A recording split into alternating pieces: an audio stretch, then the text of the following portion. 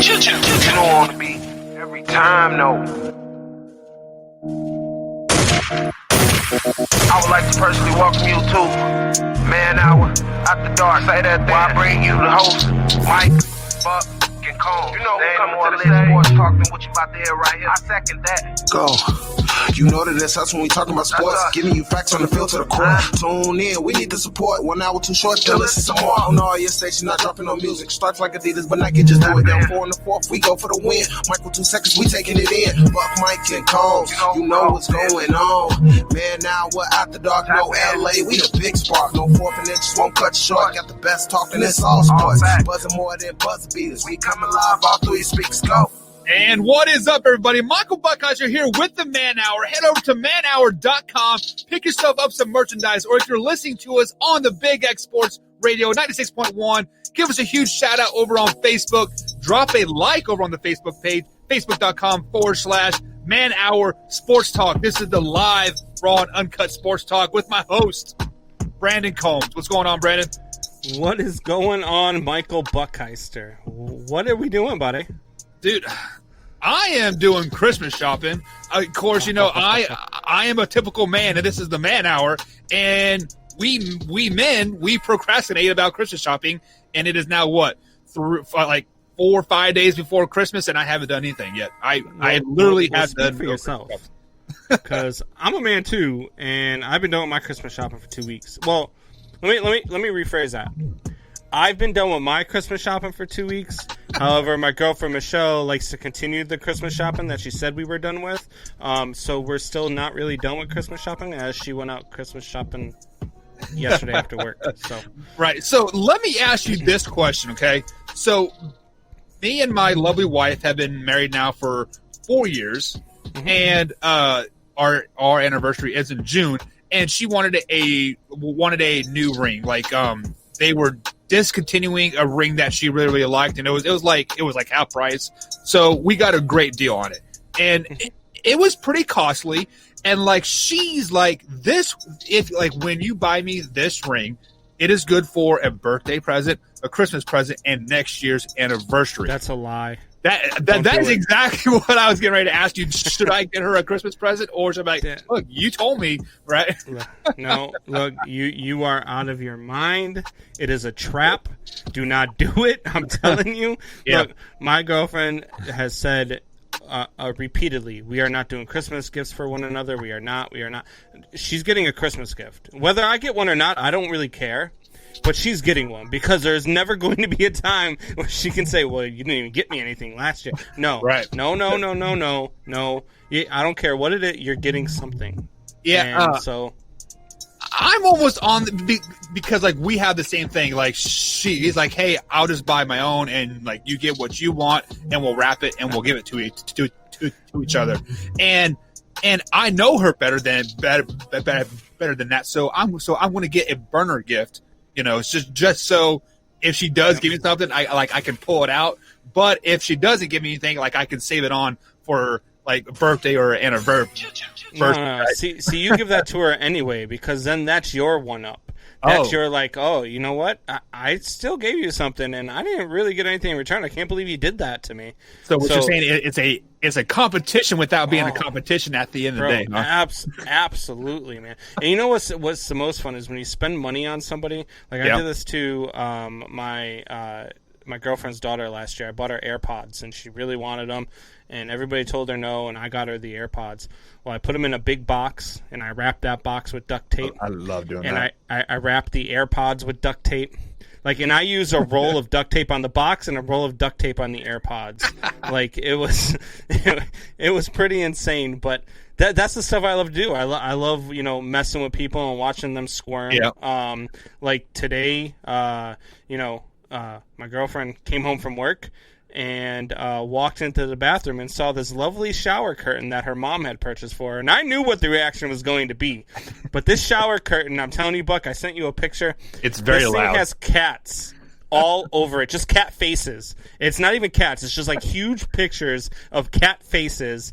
And I knew what was going to happen as soon as she walked in there. And when she walked in there, she said, you know what? That's it. We're moving out. You guys can have this house. We're going to get a house of our own.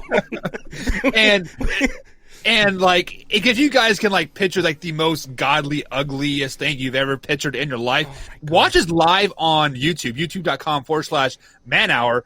I believe it is Wednesdays that we do the What the segment, and we pop up this overlay, and it's just full of like random faces. That's exactly what this cat shower curtain would look like. It's just so random. But speaking of bad, I mean, this is Saturday morning here on Big X Sports Radio 96.1. You guys can definitely tune into us if you miss any part of the show on iTunes and Spotify as well. Notre Dame's coach Brian Kelly says the Irish could boycott the playoff if families are not allowed to attend these games, a.k.a. if they have to play in California or Louisiana in the Sugar Bowl or the Rose Bowl. Brandon, you are an Irish fan. You Brian Kelly is your boy. Like, you guys are like best friends, BFFs.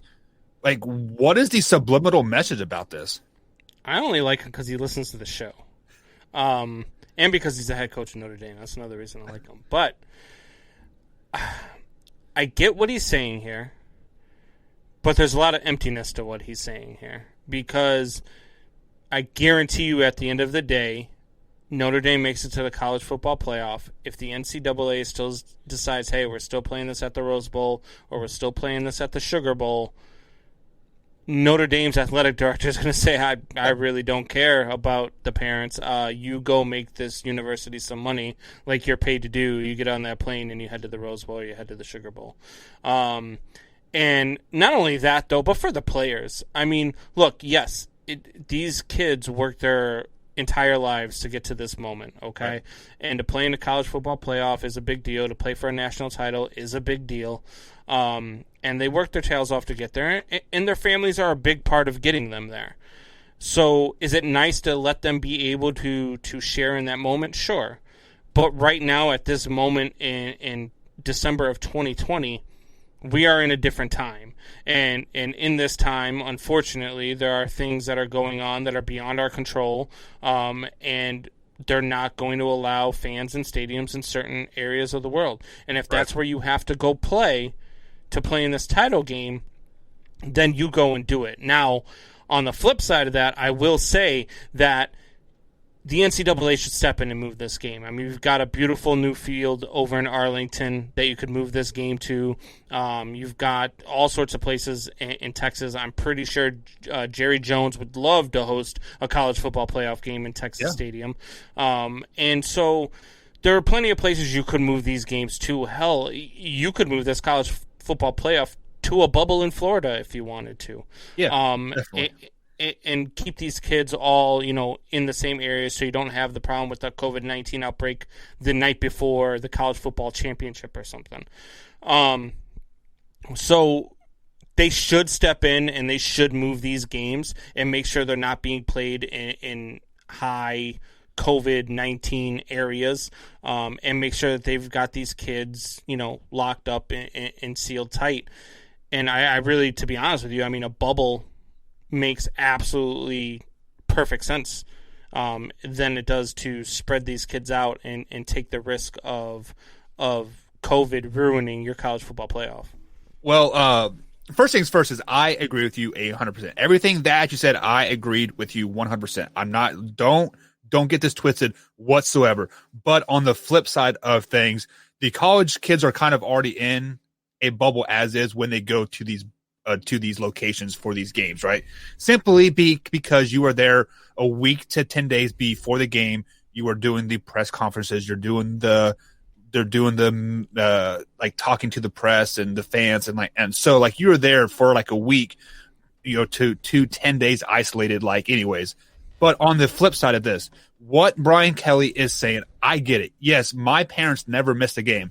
When we were playing in Texas, they were there. When we were playing in Colorado, they were there.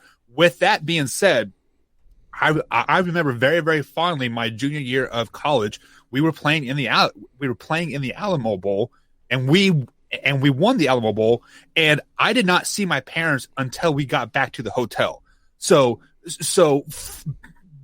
basically what Brian Kelly was trying to like say is like as he wants the families to come down onto the field to celebrate with their kids, and it doesn't work like that. Seriously, I did not see my parents until I got back to the hotel. Like I looked for them in the stands. I couldn't find them. Did you win a national championship though? I mean No. that's different. When they win the Right. national championship, the families do come on the field. They do. I mean, you see it in every sport. I mean, we saw it with the World Series with the whole you're right, yeah. the Dodgers thing when not Trey Turner, but Turner there I can't remember his first name, the third baseman for the Dodgers, when he came out on the field and removed his mask, but he was kissing his wife, kissing his kids, walking around doing Right. whatever he was doing. You're going to see the same thing when they win a national championship, and I think that's what Brian Kelly's getting at. If Notre Dame gets to the national title game, which is a huge if. Well, so on that flip side of the coin, the national title game is not at the Rose Bowl. The national title game is not at the Sugar Bowl. The national title game is at the Hard Rock Stadium in Miami Gardens, Florida. That's where the national title game is, and they're allowing, I believe, full capacity fans there. So, that's the other thing with the NCAA. There is you're going to send these kids to one end of the country. You're trying to minimize travel. This whole thing was we're only playing in our conference because we're minimizing travel. We want to minimize the risk of COVID. That was not an NCAA choice. All right, but so now these conferences, it was a conference choice, that's fine, but these conferences are now allowing their teams to travel to one end of the country to play the semifinal games and then to travel to the other end of the country to play the final game. This whole thing with the college football does not make sense to me. This whole thing with the conferences saying it's all about the kids, it's all about the safety, we're not doing this for anything else, blah, blah, blah, blah. Bull crap. It's about the money. The Big Ten showed it with Ohio State and changing the rule, and college football and all of these conferences, the ACC, the SEC, the Big Ten are all full of crap because it is all about making that money in the end, and that's why they are okay with sending kids from one end of the country to the other end of the country to play in this college football playoff anyway. That's exactly what I was going to say. It is all about kids' safety during the regular season. Once December 25th hits, it is all about making money and making money for your school, for your basketball programs, for your baseball programs, etc. When you go to a postseason bowl game, you will get a minimum of $400 or $4 million for the conference, right? And then obviously, like, it gets spread out like among the schools. Yeah. And if you win that bowl game, you get $6 million. Like, that is average. So think about this: if you are Notre Dame, they don't have a conference, right? They are not in a conference, and like I'm not for sure if they are this year. Yeah, but are they getting the bowl sharing money this year because of joining the ACC? I would assume so. I would assume so. Okay, so let's say 2-3 years down the road, they get into the playoffs this year because they are part of the ACC. Next year, they are in the same boat and they lose a game to who was a good team that they might play next year. Let's say they're playing. Let's say they're playing Alabama and they lose it mid-season. So they are 10-1 going into the championship game, but the bowl committee's like, you know what? We don't want you in there because you are no longer part of the ACC. With that being said, in 2023, let's say Notre Dame joins the ACC because they want to get into that bowl championship playoff over and over and over, but they burn this ACC bridge because they refuse to go to the college football playoff. Notre Dame cannot do this right now. They have to play in the bowl game, not only for the conference but for the school. Think about how many recruits they can lose by not playing this in the championship games. And that's exactly why I said what I said with there's a lot of emptiness to what Brian Kelly's saying here, is because ultimately the AD is going to say, look, I get what you're saying, I understand, I feel for the families, but get your butt on the plane and get to wherever you need to get to play this game, because not only is there too much money at stake, but the future of our college football program is at stake here. Yeah. So there's no way they don't play if they do make the college football playoff, which I think even if they lose today, they're going to make that college football playoff. All right, Brandon, so let's go ahead and take a quick little break. On the other side of the break, we are going to continue our college football talk. There are more opt-outs happening. There are some big-name colleges starting to drop from the postseason consideration, and we're going to dive more into that on the Man Hour, guys. Brought to you by Thrive Fantasy. Use promo code MANHOUR to get up to $50 match on your first deposit. That's thrivefantasy.com. You can download on iOS and Android devices as well. We'll be right back.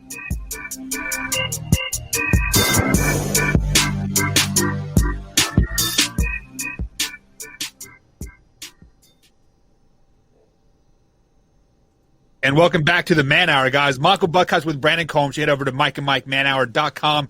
Pick yourself up some merchandise. We got hats, beanies, and hoodies over there. And if you missed any part of the show whatsoever, you can download this on podcast form, Spotify, iTunes, and iHeartRadio as well. So, Brandon, before we went to break there, we were talking about Notre Dame and Brian Kelly saying that if fans are not allowed to go to their games, they are going to opt out of the college football postseason.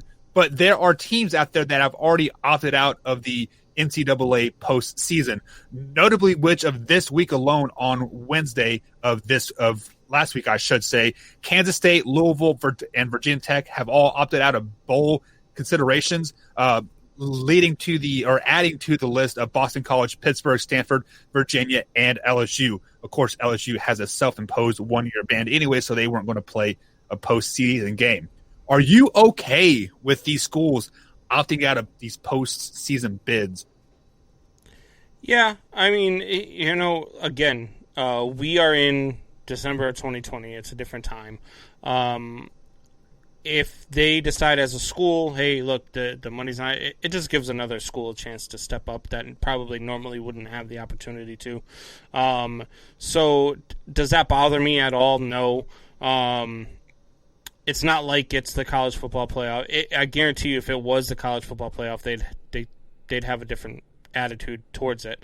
But it's not. So, what's the sense in taking a risk and putting your kids and your football team at jeopardy to go play, the Amco Car Care Bowl or whatever bowl game is out there that is going to bring you. I get there's still some money at stake, but if you're as a school you're okay with opting out of it, then I have no problem with you opting out of it either. I have a huge problem.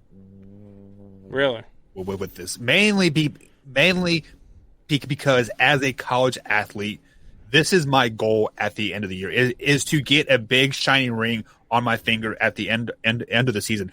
I don't care if it's the Alamo Bowl, the Honolulu Bowl, or the national championship. I'm still going to have a championship ring on my finger one way or the other. And when my coach or AD says, guys, you know what? I'm glad you went 7-2 this year and we put our bodies on the line for 12 weeks and you busted your butt, blood, sweat, and tears. We're all brotherhood. We're all family. But then me and this $1 million suit guy are going to make a decision of your future to say, you know what? No, we aren't going to play because we are scared, like all of a sudden of the corona. If they were scared of the COVID and scared about and worried about the players' safety, they should have opted out the whole season, not played the whole season, just not the postseason. Not only this is like one of my biggest recruiting factors to go to K-State when I was being recruited out of high school and then out of JUCO was the fact to play in January, play in December. I never had that opportunity to do that in high school because, our season ended Thanksgiving. Just to play in December, to play on TV, to show out for my mom, and to think about this.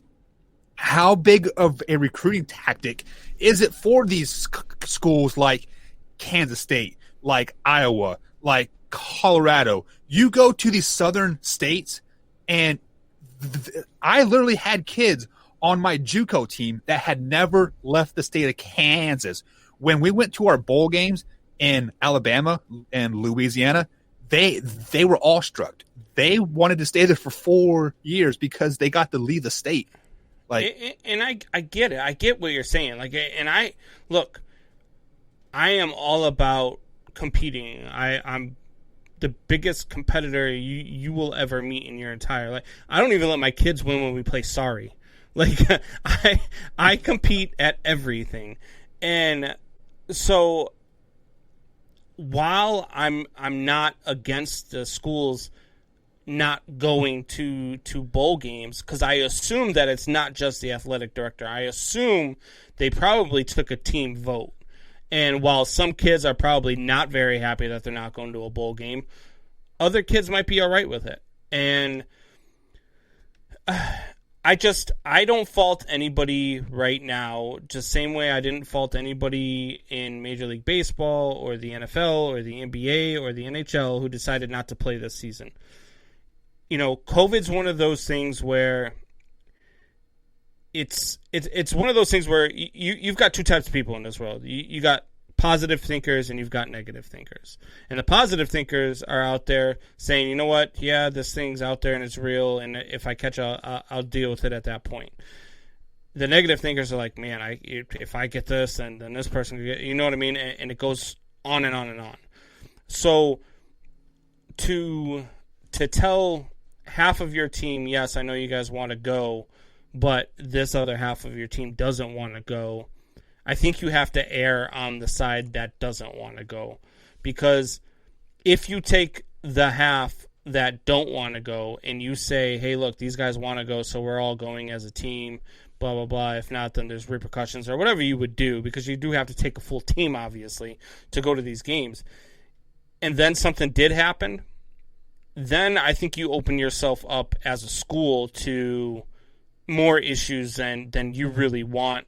And I think it's easier to, especially in this day and age, in this world that we're living in right now, I think it is easier to appease the people that are not wanting to go and the mindset that they're in than it is to appease the kids that do want to go and then have something happen to the kids that said they didn't want to go in the first place. Because I'm just telling you, man, it's going to open up a can of worms for these schools. So I do not have a problem with them not going. And I get what you're saying. I do understand the competitive in you, but you also did not play during, a time like COVID. So I think it's easier said than done for us, because we could sit up here. Look, if they opened up the stadium right now, if they decide they're going to play the ACC title game in Chicago and they said, if you want to have fans in stadiums, we'll fill the stadium, I'd have a ticket. That's just me. I would go. A lot of people are like, I can't wait till COVID's over so I can do this, this, and this. I can't wait till COVID's over so I could be in a packed stadium with a bunch of screaming fans rooting for the same damn team that I'm rooting for. That's what I'm looking forward to the most. So just to add to your point there, let's say half of the team in theory did not want to go, right? Because they are scared of not scared, but the COVID concerns, like the home life, or they have underlying health conditions, etc. Mm-hmm. I would say to them, like, if me and you were on the same team and you said, I don't want to go because of this, and this, I would say, why did you play all 9 games with me then this year? We were worse off back in July than we are now. That there were more unknowns in July than there are now. Why do you want to opt out now? I would say to you that playing 9 games within our own home stadium and within the realms of traveling maybe 200 to 300 miles at the most is a lot different than going to wherever for the Meineke Car Care Bowl or the Honolulu freaking Hawaii Bowl. It's a lot different. There's a lot more risk. Whether again, it's all about the mindset. Like I'm not a big COVID guy, but it's all about the mindset. If you feel like there's a bigger risk, and you've maybe even got somebody in your family who is high risk.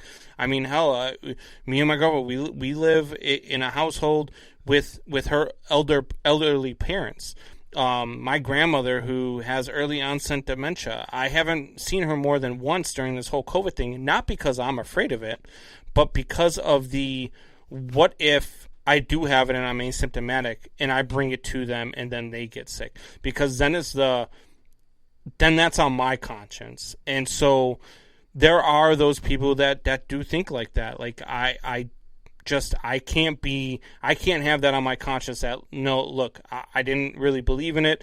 I thought that I'd be all right, and I probably would be all right if I had it. But the fact is, my 92-year-old grandmother who, has really bad health problems probably won't be okay if she gets it. So it's a catch-22. You know what I mean? When there's more risk involved, right. It is what it is. Like me, I mean, hell, next week I'm driving from Chicago to Vermont to go see my kids.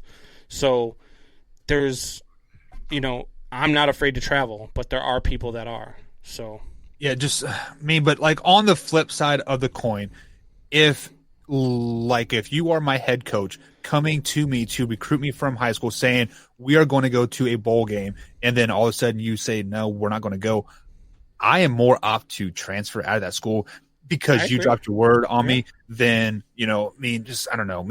I don't disagree. I just think it's just a different time. So though that mentality has to at least have some sort of, hey, I'm upset.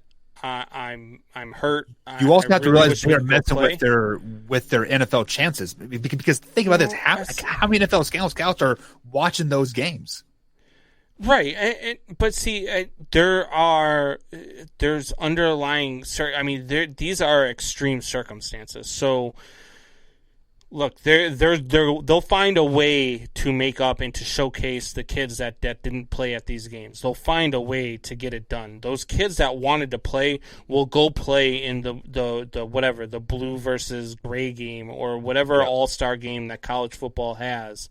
They will find a way to go play there to showcase their talents. But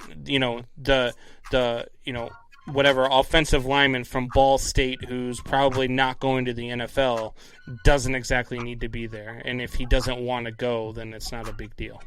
Yeah, just also on the flip side of the coin, everybody that's playing college football this year is getting a free year of eligibility anyways, so they could, in theory, come back next year and be a 6-year senior if they wanted to.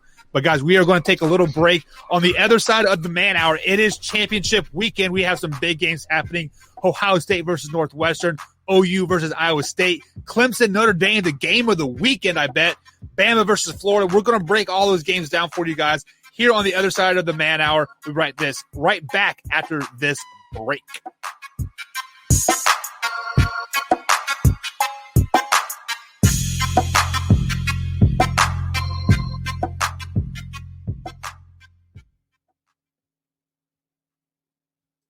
And welcome back to the Man Hour, guys. Michael Buckhouse with Brandon Combs. Head over to manhour.com. Pick yourself up some merchandise. We got hats, hoodies, and T-shirts. And this is brought to you by Thrive Fantasy. Head over to thrivefantasy.com. Use promo code MANHOUR, and they will match up to $50 on your first deposit. That is promo code MANHOUR. And you can also download on iOS and Android devices as well. So, Combs, we have been talking a lot of Ohio State football here on the Man Hour on all platforms. You guys can check us out every Monday through Thursday live on youtube.com/Man Hour at 8 p.m. East Coast time starting January 4th. But we have basically been talking Ohio State ad nauseum right now of like, if IU is getting screwed, should we really let OU or Ohio State into the Big Ten championship game? But nonetheless, they are in the Big Ten championship game. They are playing Northwestern. Combs, tell me how Northwestern can win this game versus Ohio State this weekend. Defense. Defense. Look, the Ohio State offense is far superior to Northwestern's offense. Justin Fields, down the list. Teague, the running back. Wilson, their number one wide receiver there. They are just heads and shoulders above Northwestern. However, Northwestern has only allowed 14.6 points per game, and that Ohio State defense has allowed 23.2 points per game. If this defense shows up if this defense can put pressure on Justin Fields, if this defense can at least contain, let him eat. And I used to say this all the time, but it was the way to beat the Cowboys after Dak went down.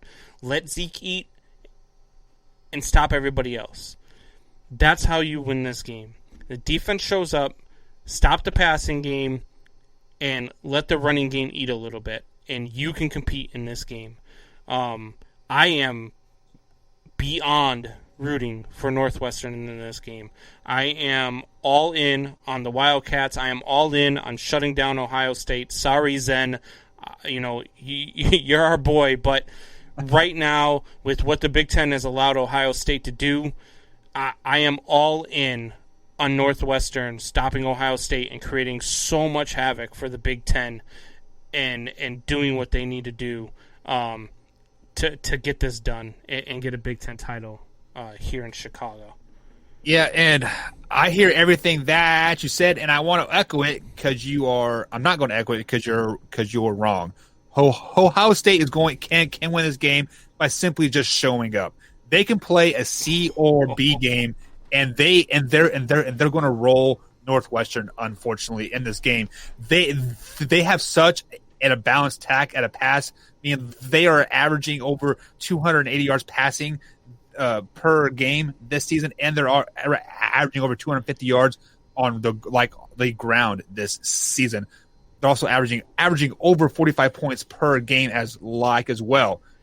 And you said just let them run the ball. You want to make Justin Fields pass the ball down the field. That's the only way you're going to be able to remotely compete with them, is if hopefully Ohio State scores quickly. Respect. So Northwestern can sustain their long drives a little bit. You have got no respect. You better put some respect on Pat Fitzgerald and this Wildcats defense. Pat Fitzgerald is checked all out. Ohio State has to do is show up? Are you out of your mind, sir? Yeah. I mean, no, I'm not out of my mind.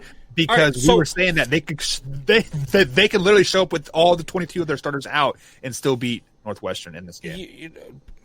Buck. This team allowed 3 points to Maryland, 20 points to Iowa, 13 points to Nebraska, 20 points to Purdue. They shut down Wisconsin and held Wisconsin to 7 points. Wisconsin's probably just got just as good of an offense as they do as Ohio State does. Michigan State, yes, that was their one loss. They had a hiccup there. They fell asleep. They should have rolled Michigan State, but they didn't. And then the game against Minnesota got canceled, and then they held Illinois to 10 points. This team does not give up points, Buck. This defense is for real. This defense can stop Ohio State, and this defense can be what stops Ohio State from going to college football playoff, and this defense can say, ha, Big Ten, don't ever change your rules again. On the flip side of that coin, look what Ohio State has scored this season. 52 points, 38 points, 49, 42, and 52 points. One game under 40 points, and the rest are damn near 50 points. So come on. They put up 52 against Nebraska. I put up 52 against Nebraska. They put up 49 against Rutgers. My 12-year-old stepdaughter put up 49 against Rutgers, okay? They put up 42 against Indiana, and they put up 52 against Michigan State. Look, I outscored them versus Michigan State, so I don't know what you're looking at. But I'm telling you right now, you are sleeping. And I hope to God that every offensive player at Ohio State is thinking the same way you are right now. And I hope to God they think they can just show up and beat this Northwestern team. Because if that's what they think, boy, are they in for a long day tomorrow. And I will love every damn second of it heading into that Notre Dame Clemson game. And moving on to the next championship game, the Big 12 championship game, OU, ranked number 10 right now, take on number 6 Iowa State. This is a must-win for Iowa State if they even want to have a chance at the college football playoff. Brandon, how does Iowa State win this game? So, look, Iowa State's the better team in this game. Purdy is a damn good quarterback. 2,200 pass yards this season, 17 touchdowns to 6 interceptions. The running back haul has 1,300, almost 1,400 yards rushing, and their top wide receiver has 612 yards receiving. And so this Iowa State offense is potent, and Oklahoma allows 22 points a game. I think they're going to allow 30 in this one. Iowa State, they're good. They're going to be in for a fight because Oklahoma's good too. Their offense is a force as well. But I think that Iowa State, all they have to do is come out and do what they've done all year, and that is just play Iowa State football. Run the ball well, pass the ball well, keep that Oklahoma offense off the field. Yeah, so Iowa State's a very, very good team. Iowa State did play Oklahoma earlier this season, beating them 37-30. But on the flip side of that coin, Spencer, their quarterback for Oklahoma, was just a shell of himself. The Oklahoma offense was still trying to find themselves a tad bit. After that Iowa State game, they beat Texas 53-45 in a great game. If you remember that game, we were talking mad props to Mike and after that game. But how Oklahoma is going to win this game is Spencer Rattler has to be great this game. He cannot be a shell of himself like he was the first 3 weeks of the season. He has to play like he has been the last 5. He also has to roll out of the pocket, much like what he has been doing the last 5 games. Spencer Rattler is not a pocket quarterback. He's like 5'6", maybe 5'7" tops. He has to roll out, and he feels more comfortable when he can see the field. So definitely roll him out of the pocket. Also, Oklahoma has to jump out on Iowa State early. Iowa State's a very, very balanced team, much like what you said. They can run and pass the ball very, very effectively. Jump out on Iowa State early. Make them a one-dimensional team. Make them into a passing team. I'm talking not a 14-0. I'm talking like 21-28-0 score quickly. You have to jump on them quickly. Throw out some trick plays. Throw out some flea flickers. Throw out your cowboy play. Throw out whatever you can to get Iowa State on their heels to jump out early. Next things first, rushing is going to be a big key in this game. The first team to 100 yards rushing on the ground is going to win this game. That's why Oklahoma is going to win this game, because they're going to jump out on them early.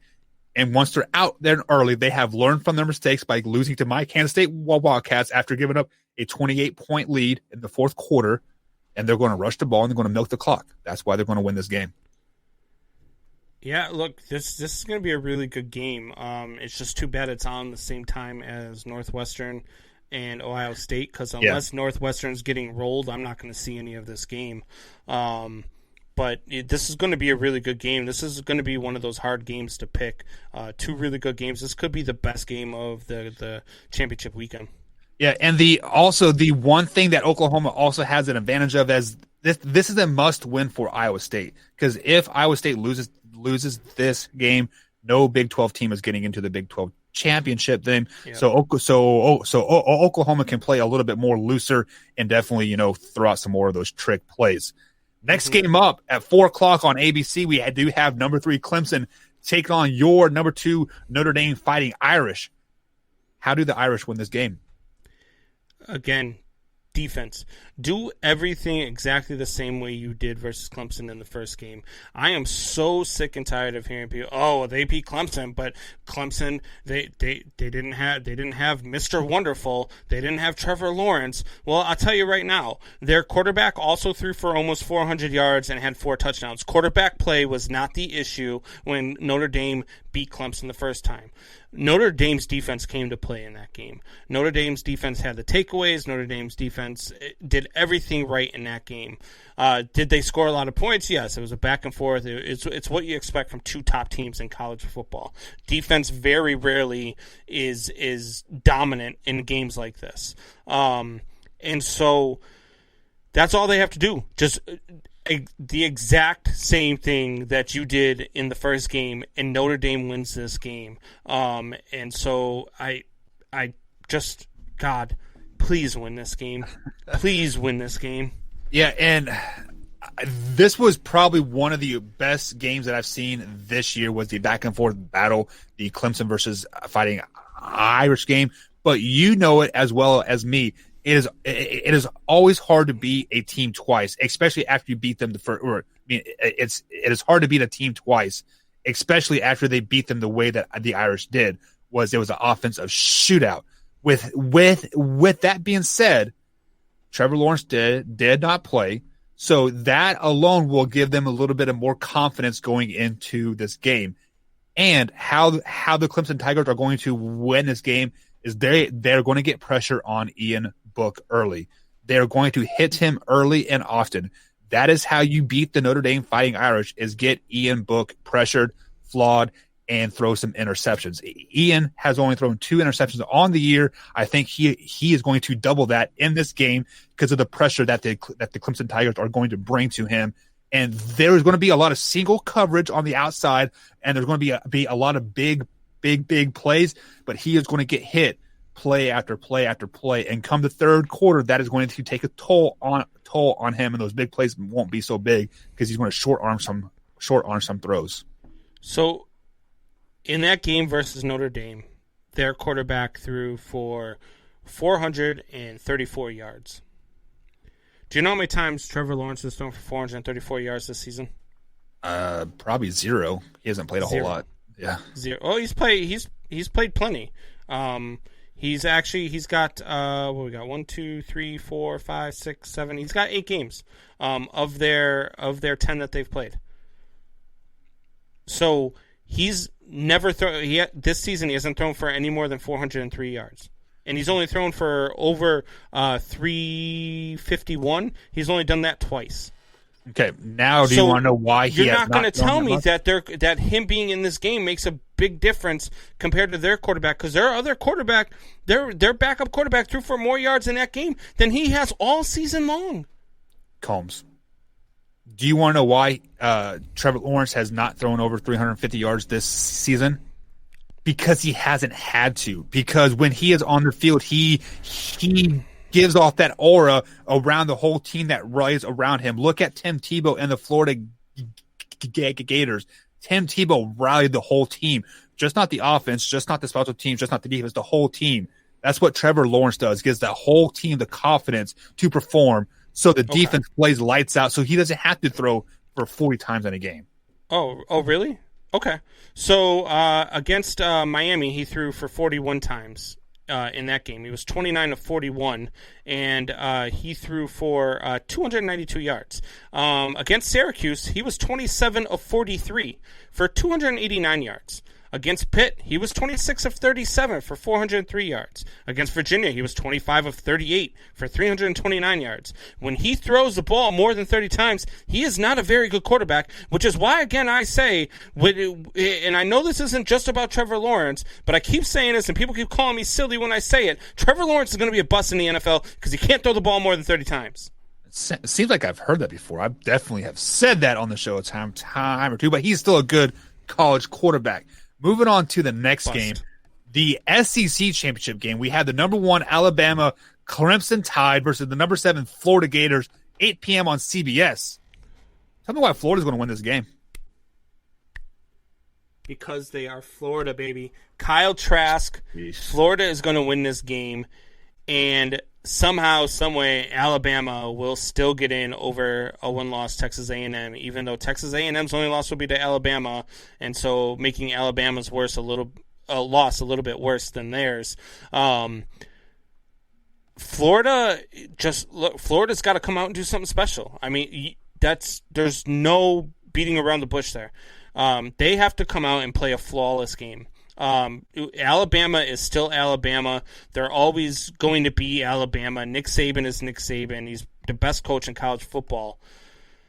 But to beat them, you have to play a flawless game on both sides of the field. You just do. So that being said, Florida's capable of that. Kyle Trask is capable of that. Kyle Trask, Mr. 40 touchdowns, almost 4,000 yards, is capable of that. And Alabama could be sleeping on them. And this could be a trap game for Alabama, even though it is the SEC title game.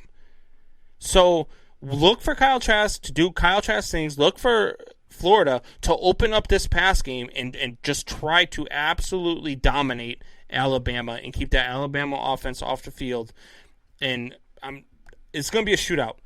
And I don't know if Florida can do it, but that's how they do it. Flawless football. Combs, there's literally puke coming out of your mouth right now. Let me go ahead and bring in one of my guys, and there's puke coming out of your mouth right now. To say that the SEC championship game is a trap game, come on. You are literally battling for a championship and then an opportunity to play for a second championship. If you do not show up, you do not deserve to be on the field whatsoever at all. However, on the flip side of that coin, I have been on the opposite side of a team when you don't show up and play a football game, much like what Florida did at LSU. Practice last week sucked for Florida. Coaches were yelling at them. They were dragging butt. They did not want to go to practice. And it is going to hang over till the second quarter of this SEC championship game. And then they realize, hey, we got to show up and play. How Alabama is going to win this game is they're going to capitalize on this, on this worst week of practice ever that the Florida Gators have ever had. And they're going to bring pressure to Trask, make him throw some interceptions, make him throw some bad passes, and just force Florida to be one-dimensional, much like what Oklahoma is going to do to Iowa State. And both of these teams are high-scoring offenses, right? They both average over 42 points in a game, but Alabama has the best defense that I've seen, like, year in and year out. Nick Saban and the Alabama Crimson Tide, they are going to have a defensive scheme that is going to confuse Trask. And this is going to be a defensive shootout game. We are not going to see 40-plus points. We're going to see 21-10, and if that score is correct, Alabama will win that game 10 out of 10 times. Florida has to score over 20 points to win this game, and they're not going to do it. Yeah, look, Alabama's defense is really good, but they do, they do allow pass yards. If there is a weakness to their game, it is, their secondary. And so, look, Florida does have to come out and play a flawless game. I mean, they've got to play a perfect game. It's also Florida's only chance at getting into the college football playoff is to beat Alabama, and even then, it's still a long shot. But it's still their only shot. So they do have to come out and play a perfect game. And I mean, again, Alabama's Alabama. Let me go on the record and state this here on the Big X Sports Radio. If Florida beats Alabama, they will be the first two-loss team in the college football playoff. Let me state that here right now. If Florida beats Alabama, they'll be the first two-loss team. So you think they leapfrog Cincinnati, Texas A&M, and Georgia? Yes, there has never been an SEC champion left out of the playoff. If they beat Alabama, this will be the first time it happens. So you're not leapfrogging a one-loss Texas A&M into the college football playoff, well, unless Notre Dame beats Clemson, because then I think Clemson's out. So maybe you're right. But okay, so guys, we have told you how each respective team can win the game, but let's go ahead and tell you who is going to win the game. So Combs, who do you have in the Northwestern versus the Ohio State game?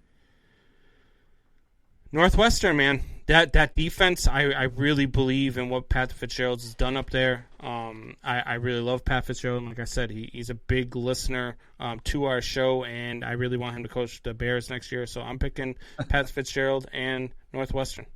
I will be rooting for the Wildcats. I will have my purple on. It may not be Northwestern purple, but it'll be purple. But I just think Ohio State is just too good, too talented at the quarterback position to lose this game. I'm taking Ohio State, and they've been to Indianapolis quite a bit, so it's like their home stadium at the end of the day. The Big 12 championship game, we have Oklahoma take on Iowa State. Who are you taking? Taking Iowa State. Iowa State's a better team in this one, like I said when we were going over the picks. And Breece Hall is a beast on the ground.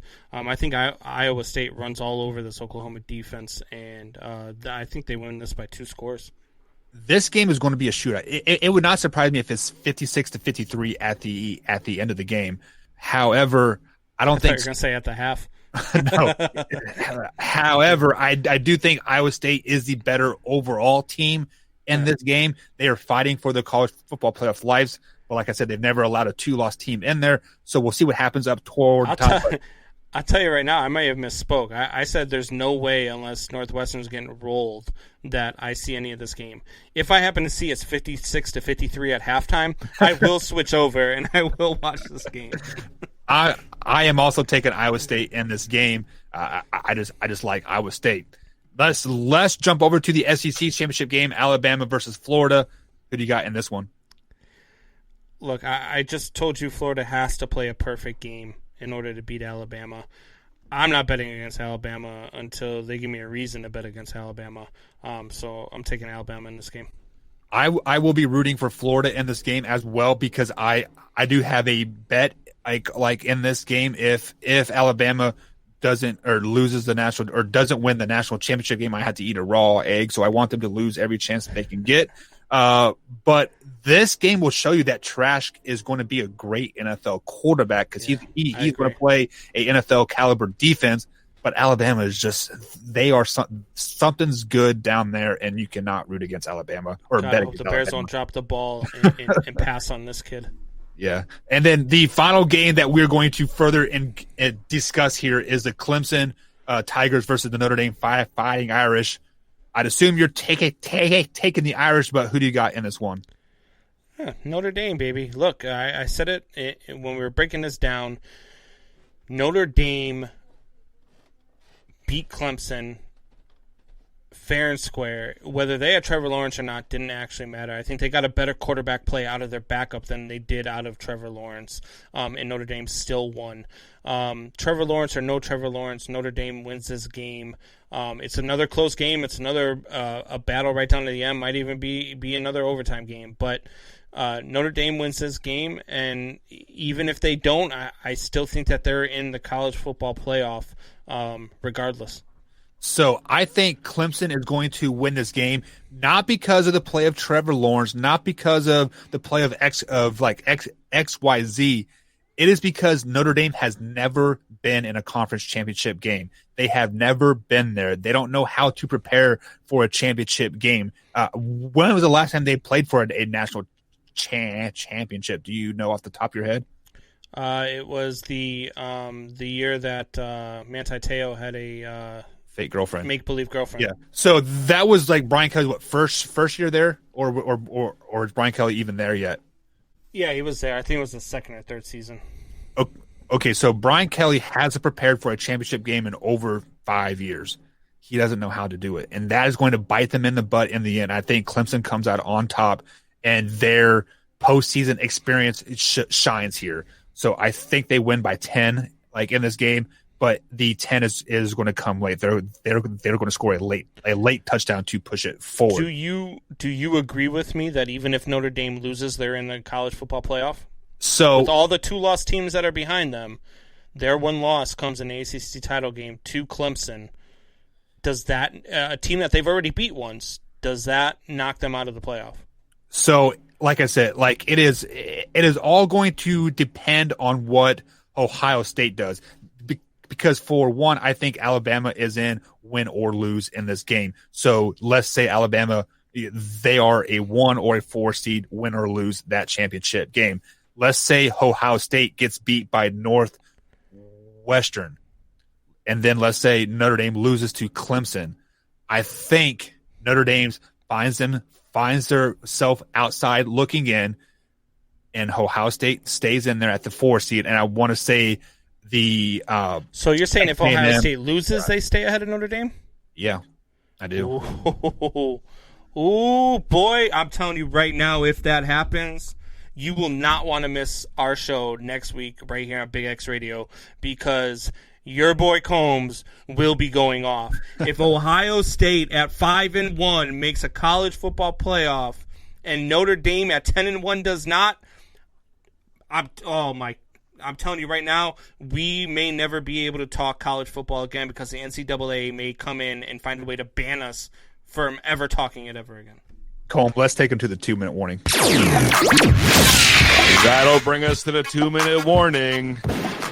And on this 2-minute warning, guys, we are going to talk about the college football playoff. Obviously, this is near and dear to our heart. This show, we talk about it all hour here. So, Combs, from all the championship games, all the teams that are pretty much locked in, who are your 4 teams that are going to make it to the college football playoff in the 2020 season? Alabama, Notre Dame, Ohio State, and Texas A&M.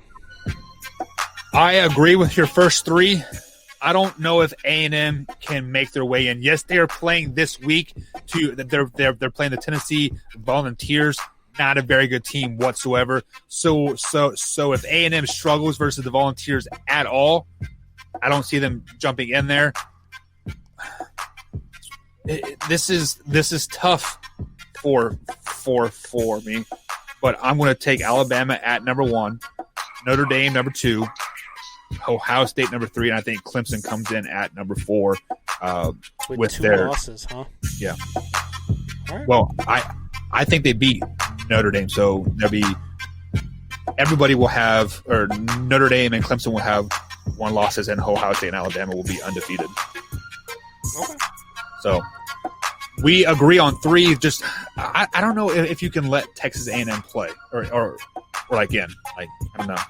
With 1 loss, it's hard to put with a 1-loss SEC team. It's hard to put a 2-loss team in ahead of them. It just is.